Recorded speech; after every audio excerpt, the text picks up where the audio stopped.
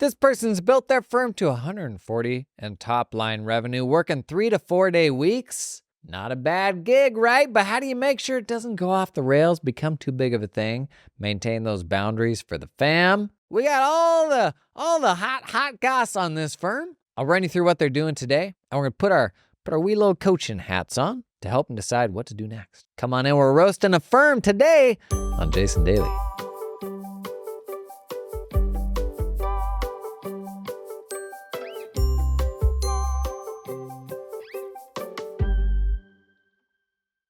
We're roasting a firm today. If you're not familiar, folks anonymously submit me details of their firm, and we get to put our coaching hats on because it's a lot more fun than staring at our own inadequacies. So this firm makes 70% of its money from bookkeeping, 20% from Australian BAS lodgements, BAS, do they call it BAS? 10% from advisory/CFO. In fact, let me do a quick American detour here and let ChatGPT tell us what a BAS lodgement is, if you even say the acronym that way. It is spelled BAS. Yo, dog! I'm a virtual assistant, so I don't have a dog. But I love dogs. Do you have a dog? I'd love to hear about them. Sorry, that was a misunderstanding. Let's get down to business. What is a BAS or BAS lodgement? You'd file one in Australia? A BAS, or Business Activity Statement, is a form that businesses in Australia use to report and pay several tax obligations to the Australian Taxation Office, ATO. These obligations can include GST, Goods and Services Tax, PIG, Pay-As-You-Go, installments, PAIG withholding, and other taxes. Businesses generally need to lodge a BAS monthly, quarterly, or annually, depending on their turnover and specific tax requirements. Okay, thanks, dog. You're welcome. If you have any more questions about BS or anything else, feel free to ask. The transcription that last time, it got, okay, thanks, Doug. Some things were lost in translation there. Okay, business activity statement, a form that businesses in Australia use to report and pay several tax obligations. Okay, I'm all caught up. This individual, the one that submitted the form, is the owner and account manager. They're kind of wearing all the hats. Doing 140 grand in top line revenue. Where they are at is rural-ish, small city, remote work, some big city clients. They said medium-sized businesses, which are 1,000 plus per month, but predominantly small businesses coming in at 200 to 400 per month approximately. No specialization yet. They have one full-time bookkeeper in the Philippines. They do a bank recs, bank payments, payroll, some client comms. They prepare these BAS reports for their review. So they're like writing them up and then the owner's reviewing them. They prepare draft performance reports. It's like an executive summary, I think. The owner is working 3 to 4 days per week. 2 small kids, bless, doing most of the client comms, advisory calls, reviewing the employee work, lodging the BAS reports, cash flow forecasting, and performance reporting. Cadence throughout the year, relatively consistent revenue all year round. Every third month is higher work and revenue due to quarterly BAS lodgement revenue, so quarterly tax filings. Pricing, they say they're now only taking clients who are at a $200 minimum per month. This covers bookkeeping and Xero, payroll and quarterly reports. Some small clients only need a quarterly report. They're charging $170 per quarter for that. Recurring bookkeeping ranges from $200 to $2,000 per month. Should we assume they're talking USD here? $1 is 1.5 Australian dollars right now, which would actually make these numbers even smaller. I'm going to assume they're talking USD here, because that would mean their minimum's like less than 150. Let's assume USD. Billing through Ignition, the software platform. Billed monthly for recurring work. Clients on fixed billing are automatically billed. We use Xero projects to track our time spent on projects. I have some legacy clients that are billed hourly. Newer clients are on a fixed monthly fee. They use Xero Practice Manager to track jobs and tasks for every client. The whole Xero suite, they've even got like a work papers product. Works really good if all of your clients are in Xero. That's what they're doing here, where that's more the norm in Australia. Sales and marketing, all referrals from tax agents or existing clients. Imagine getting a referral from a tax agent. Tech, the full Xero stack, Xero Project, Xero Practice Manager, Ignition, Content Snare for requesting information like bank statements, Trello for day-to-day time management, G Suite, and HubDoc for bills. Ongoing workflow. When the monthly bank rec's completed, questions are sent via Content Snare. Content Snare is like a standalone request platform. Payrolls completed depending on whatever the frequency is. They draft monthly or quarterly performance reports. They do quarterly cash flow forecasts for some clients. They do a monthly call with some clients, and quarterly tax filings are prepared and sent to the client for signing. Pains, I am the roadblock. My capacity is full based on my available hours each week. Getting tied down with tasks that could be outsourced, i.e. client onboarding, some client emails, admin-related tasks. Looking to hire someone part-time in Australia to help with basic bookkeeping and admin. What they enjoy? Performance reviews they most enjoy. That is going through that with the client. Advisory work, as it's where the clients get their value from us. Least enjoyable is the quarterly tax filings, as it's very repetitive. And as a result, they're constantly trying to keep up with emails. Okay, hearing that back, let's start out by giving some props for having 2 kids and running your own business that's top lining 140 grand a year and 3 to 4 days a week. Man, in many ways, that sounds like the life, man. Ultimate flexibility. But it can be hard not to grow for growth's sake and just kind of get sucked into it all becoming too much and maybe losing track of those boundaries. So having heard all that, what would be maybe your top bit of advice for this individual? Pop that in the comments before I convince you of maybe something else entirely. I want to know what you're thinking about before I share any of my thoughts here.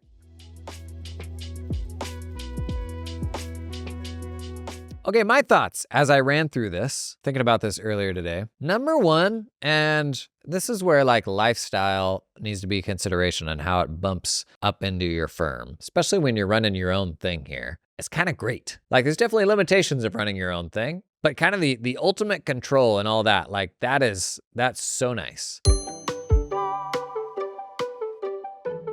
This episode is brought to you in part by Cloud Accountant Staffing, who helps you find just mega talented accountants in the Philippines to join your team. I got another resume here. This is a real life resume. I'm looking this person right in the eyes right now. Also got an intro video, because that's how Cloud Accountant Staffing works. You tell them what your needs are. They got boots on the proverbial ground in the Philippines, recruiters who will find you the folks that you need. Then you get a resume, you get an intro video. If you want, you can interview these folks, and you actually don't pay Cloud Accountant Staffing a dime until you make a hire. Check out this resume though. Professional U.S. tax accountant with 6 years of experience. Been working with U.S. tax firms. Last 3 roles were senior tax accountant, CCH Access, UltraTax, Lacerte, Corp Tax, NetSuite, SAP, bless your heart, QuickBooks Online, there you go. And their last role, they've been in the last 2 years, just doing business tax, S Corps and C Corps. They do some of the other stuff too, but main focus has been business tax because they've already done a bunch of individual tax in the past. They did all that. Oh, former PwC? Gang, I've shared with you how my team, I was building a huge percentage of my team in the Philippines. Mega talented people that became such a crucial part of the firm that I was building. You got nothing to lose to explore it, learn more. If I plopped this resume on your desk and it was an onshore person tomorrow, you'd be clicking your little heels in excitement. I know you would, okay? It's a big world out there. There's other ways to get this stuff done. I'll put a link to Cloud Accountant Staffing down in the show notes. This episode is sponsored in part by LiveFlow. I think this is my favorite tagline for LiveFlow, where QuickBooks Online ends, LiveFlow begins. Aww.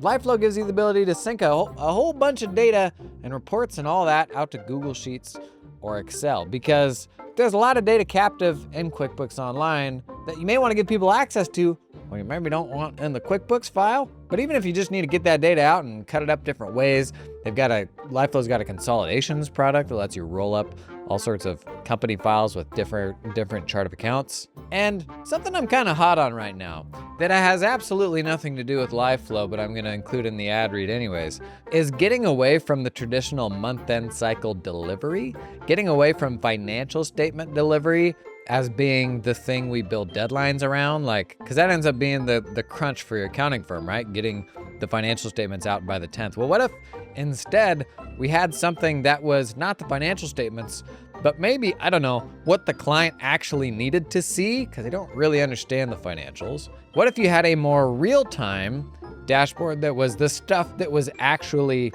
actionable for them, that they wanted to see, that could be populated on a weekly basis or real time, or you could use LiveFlow to pump into a spreadsheet that they use. If they've got this info near real time, then it takes the pressure off. Hey, when are those financials gonna be ready, right? Which ends up being the bottleneck for your entire accounting firm. Because LiveFlow will sync just about any QuickBooks report you want out to your spreadsheets, you can cut that stuff up to do any sort of reporting that you want.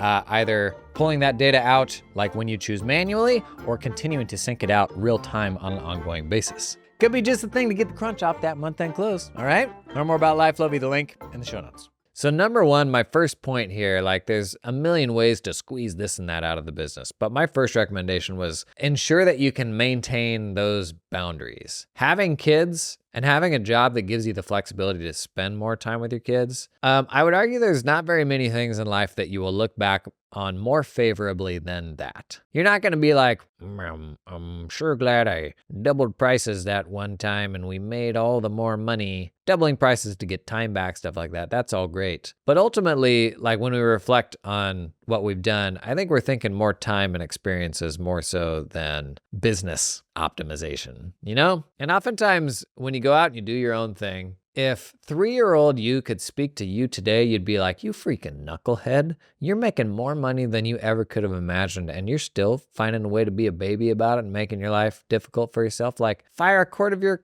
of your clients and get all this time back, and you'd still be making more money than you ever thought you would make before. It's funny how we're like the dog chasing the hot dog on a fishing pole on a treadmill. For some reason, we're just like perpetually unsatisfied with where we're at and always need to go a little bit farther, and you stretch yourself thinner and thinner. That is just the human condition for some reason. But what you've got right now, you are the bottleneck. But what you've got right now, it's not bad. So I think really hard about growing, about pulling more people in that you have to kind of manage and oversee. A good framing for this is to think about what are your anti-goals? What are the things you're unwilling to do, right? If hiring another person means you're going to have more folks blowing up your, messages when you want to be away from work, then consider for all of the anti-goals that I have, one of them looks to be, you only want to work 3 to 4 days a week. So weekends are off limits, a day and a half a week are off limits. Oftentimes as we grow and we kind of default path go into the next thing,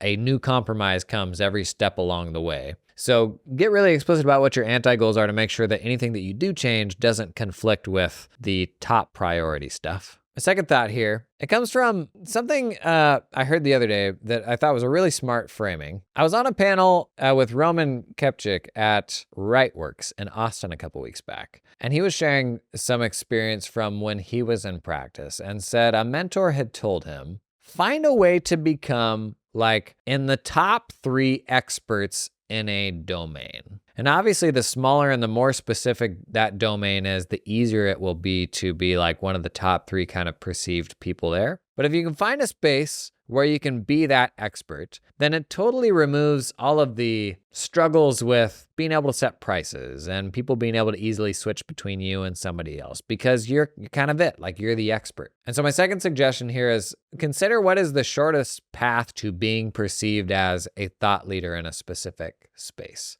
There isn't any specialization right now. We all have like networks. We all have people that we know where some paths will be easier than others if that is the type of thought leadership that's appealing to you. I shared on social media earlier this week as I was about to publish my 200th YouTube video, and that's not even counting the podcast. And it was a woo-woo feel-good piece about, how people think you're a natural after you've done it a whole ton, and they weren't watching when you were really bad at something. And I think what I've realized is if I did have any sort of unfair advantage when it came to doing video stuff, it was because I had a genuine appreciation and enjoyment of making videos, which I had never done in my life. Like I wasn't a theater kid. I didn't do any sort of filmmaking or anything like that until I was 32. And the only reason I stumbled into making videos was because I wanted to learn more about marketing, and then I got into email marketing, and then I was running this newsletter, and one week I put a crappy video of me explaining a tool at the top of it, and more people clicked on the video than anything else in the newsletter. I was trying to get more engagement on the newsletter, so I'm like, great, I'll just put a video there every single week. And then it kind of started getting more involved, and eventually I started putting those videos on YouTube. A couple of years later, here we are. And so I was not a natural by any means in the beginning. I wasn't any better than anyone else would be. But my unfair advantage was I found when I started making videos oh, this is kind of fun. Like I can do silly things. Like I have these kind of off the wall ideas in my head, and videos are a way to get those out in sort of a creative way where you wouldn't otherwise get them out. And so what's the lesson there?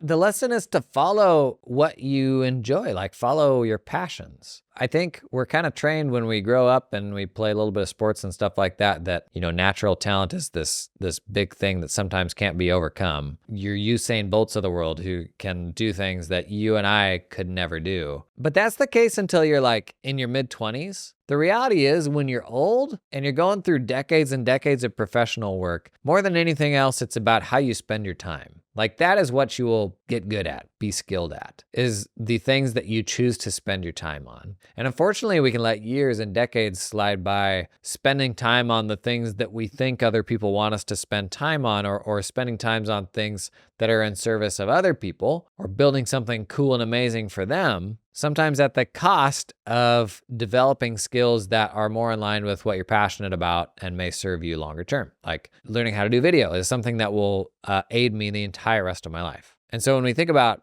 becoming a thought leader, and that's something that's very foreign to us because we're accountants, we're generally going to be doers. You're like, what am I even going to lean into or learn more about or invest more in? Like your unfair advantage is what you're passionate about. If at the end of the day, what makes the difference is how much time you will spend on a thing, then it's more a question of like what's not going to feel like work that I can do a lot more than any other person would do to get me to a place where I'm going to be better than them at that. That was the case with video for me. I put a lot of time into video, but I enjoyed it. Most of the time I enjoyed it. And because I enjoyed it, I think I had more of a willingness to sink time into it than other people did. But we all have things that we're passionate about. And the more you can marry that with the type of thought leader that you develop into, the better.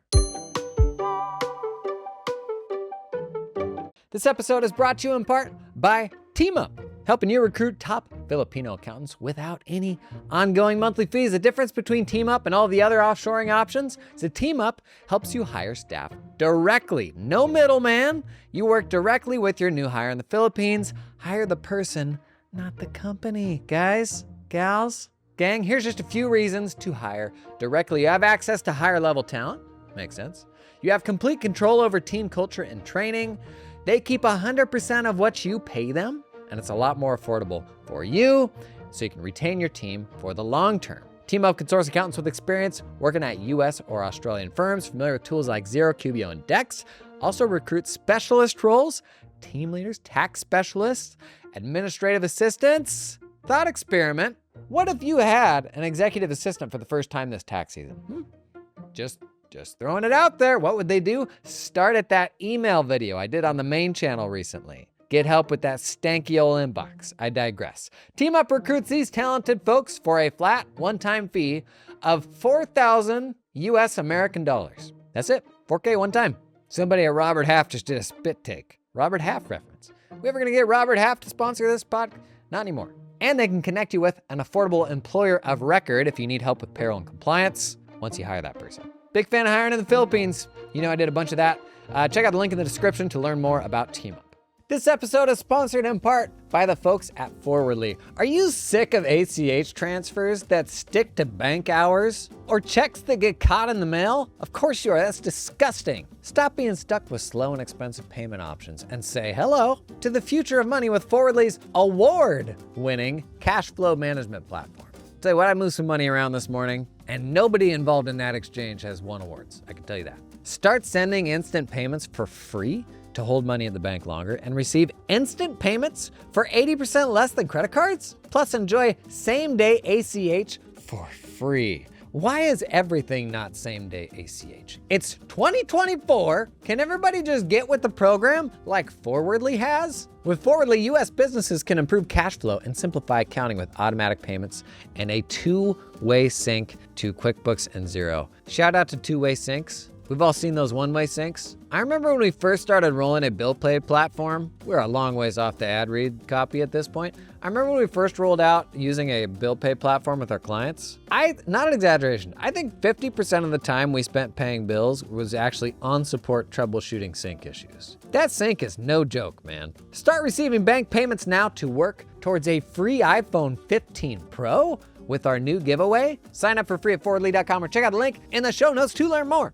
Now, there are absolutely technical things where the more time you spend with them, the more you actually do enjoy them. And you can take enjoyment and satisfaction from being proficient at it. And that's also a path to like finding something that you enjoy. And it may not be a sexy thing. It may not be, golf or like these more kind of traditional things that people get passionate about. Just ensure that that thing that you're going to double down on, like if you're going to be talking with people about that thing all day, every day, the more you like it, the easier it'll be. And once you are among kind of that, few foremost people in a little space, then this firm, you have massive amounts of flexibility with it. Right now, we're sitting at the bottom of the market. We have no specialization. We are price takers. We're not setting the price. We're able to price our stuff basically however the rest of the bottom of the market prices it. When you are the expert, you're realistically doing the same engagements for 3 to 10x the fees. And it's not really any more work. In fact, it may even be less work because you're now such an expert for this specific type of project that advising gets much easier. But that'd be my second tip, to just start thinking down that path a little bit, because as soon as you're able to charge more, like in a situation like this, all that additional money is going straight to the bottom line, and it'll give you even more flexibility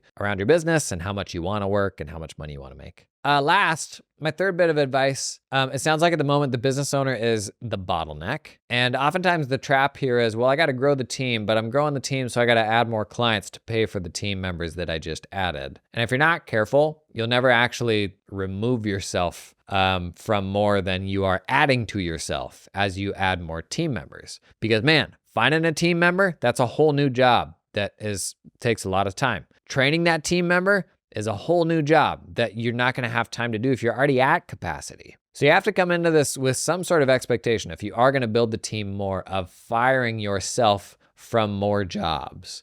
There was a note in the form submission that they were thinking they'd pull them in for basic bookkeeping and admin. Right now you've got an offshore person. I would probably hire somebody that could help me with some client comms. That's the big thing that you're blocked on. Like the thing that it sounds like they least like right now is quarterly tax stuff. Let's get that off your plate. Let's hire somebody with really good attention to detail, which is admittedly hard to do. That's where you got to look at doing a trial project to try to suss out, like, do they have good enough attention to detail for me to be able to trust the work that they do? Since you already have a team member in the Philippines, I would think more about, if I am going to do if I'm going to do my first Australia hire, is this someone that could help me in the client-facing capacity, maybe even start phasing them into some of those advisory meetings? But there's a tremendous freedom to be found in like removing yourself from certain parts of the business. And there's a number of different dimensions you can do that on. It can be specific types of tasks. You can be like, I'm never going to be doing the first pass on bookkeeping on any of this stuff, or I'm never going to be doing the first pass on the tax filings.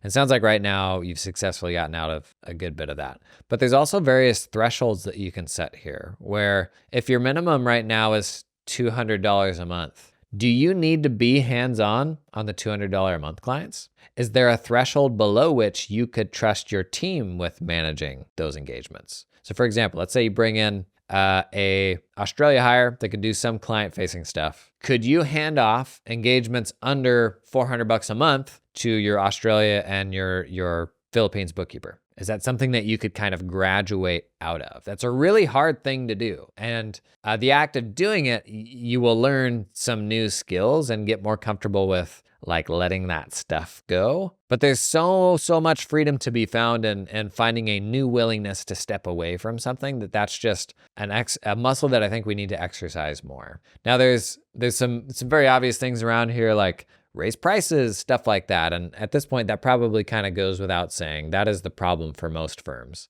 is we just undervalue what we do. And so I would push you to lean into being a thought leader. That can help develop some confidence and pricing power that should make it really easy to increase prices much more than where they're at right now. But tippy top for me, man, maintain those boundaries. Good for you. What a cool business. That just, like when we were all in middle school or high school, if you'd explain this business to us when we were that age, you'd be like, man, that's the dream. I don't have to have a boss. I don't have to have a whole bunch of people I got to manage. I can make what is, like, in reality, a stupid amount of money being helpful to other entrepreneurs. Like, that's not a bad gig. So think about those anti-goals and how you can make those next steps without making your life any harder, because that's pretty cool. fact, there's probably a lot of people listening to this that are running way bigger firms that may look impressive and all that who are going, oof, that doesn't sound too bad to me. Thanks for participating in the roast. I think it's fun for everybody to kind of think outside their own firms and play coach for a minute and then puts your own stuff into perspective a little more. If you want to get roasted, I'll put a link to the form down below. I can't do everybody, but pop your details in there. And I've started doing these on the podcast. It's been a lot of fun. So put your stuff in there and we may do you in a future roast. Any other tips you got for this individual, put them in the comments. I'll see you tomorrow.